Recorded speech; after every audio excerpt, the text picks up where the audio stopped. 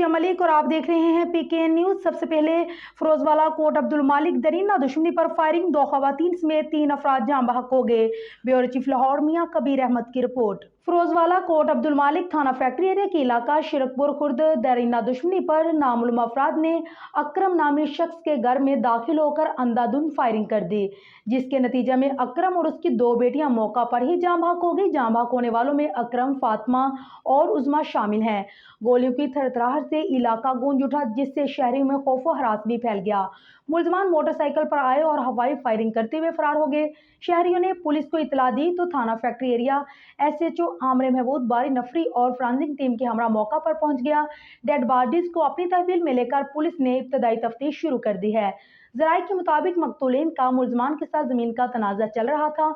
मुलजमान सुलह के बहाने घर में दाखिल हुए और अंधाधुंध फायरिंग करके 2 खवातीन समेत 3 अफराद को कत्ल करके फरार हो गए।